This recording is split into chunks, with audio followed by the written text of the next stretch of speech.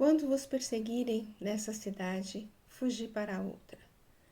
Pois amém vos digo que não terminareis as cidades de Israel até que venha o Filho do Homem. Versículo 23 do capítulo 10 de Mateus. O capítulo 10 de Mateus, que leva o título de Sermão para os 12 discípulos, inicia com Jesus enviando os 12 discípulos, divididos 2 a 2, para uma missão nas diversas cidades, aldeias, para divulgar a boa nova e auxiliar os aflitos e enfermos. Ele dá então uma série de recomendações de como eles deveriam se portar por onde passassem. E logo depois ele inicia uma série de advertências sobre as dificuldades e perseguições que eles poderiam enfrentar. Então, esse versículo que lemos, muito interessante, está numa perícope onde Jesus alerta os discípulos para as diversas dificuldades que enfrentariam ao longo da trajetória, que é aventada no início do capítulo 10, uma perícope com o nome Missão dos 12. Agora, advertindo sobre as perseguições, vem esse versículo, falando das cidades que poderiam encontrar em sua jornada.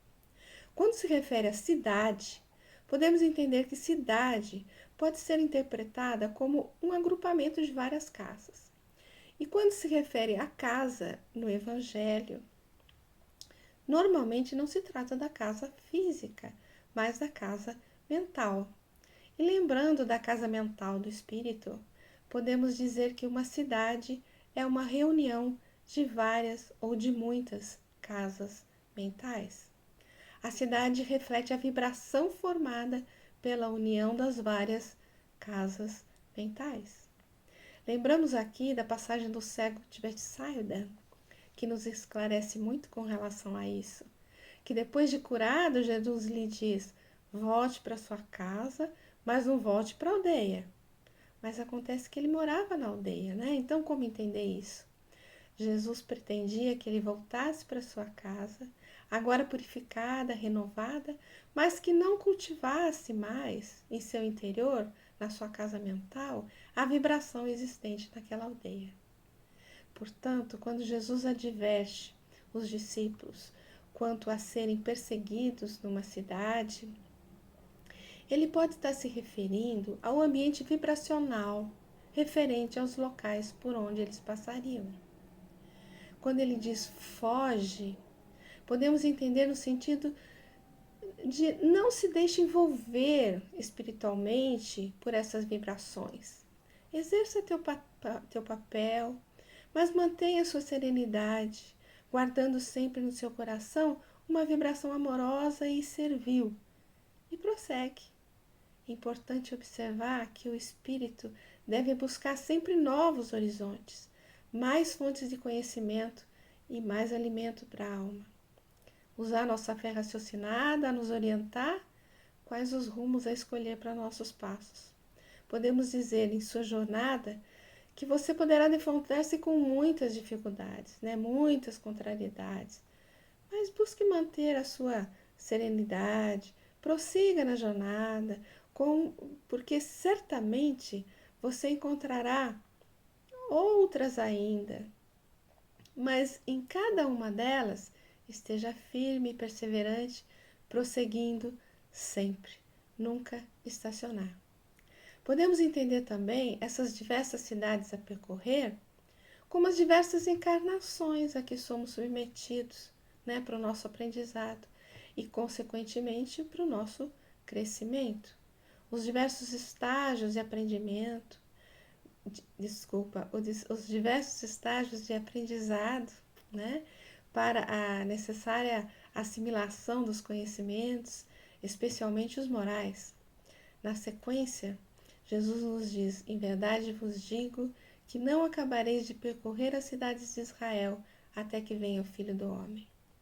Lembrando que, como nos diz Emmanuel no livro O Consolador, na questão 262, em todos os textos das profecias, Israel deve ser considerada como símbolo de toda a humanidade terrestre, sob a égide sacrossanta do Cristo. Quando Jesus diz: percorrer as cidades de Israel, podemos entender como percorrer todas as possibilidades que a vivência na humanidade terrestre pode nos proporcionar. Se ele fala, não acabareis de percorrer todas as cidades, podemos lembrar que nossa jornada evolutiva não tem um ponto final com uma plaquinha, você chegou. A jornada é infinita. A expressão filho do homem representa resultado, fruto. O filho do homem representa o resultado de toda uma jornada evolutiva, partindo do simples e ignorante e chegando ao filho do homem, o produto final, o projeto de Deus para a humanidade. Jesus, quando se denomina filho do homem, ele nos fala da sua natureza humana, de criatura e não de criador, como cada um de nós, filho de um homem, de uma mulher, mas que nele, essa natureza humana já foi sublimada, pois ele já percorreu todas as cidades, todas as adversidades necessárias para que pudesse atingir o patamar de espírito crístico, nos mostrando que podemos, como humanos terrestres, atingir o mesmo patamar e podemos ser chamados de filhos de Deus, aquele que reflete os atributos divinos. Como nos lembra João, lá no capítulo 1, nos versículos de 10 a 12, se referindo a Jesus. Estava no mundo, e o mundo por meio dele foi feito, e o mundo não o conheceu. Veio para as suas próprias coisas, mas os seus não o acolheram. Mas a todos que o receberam, deu-lhes aos que creram em seu nome o poder de se tornarem filhos de Deus.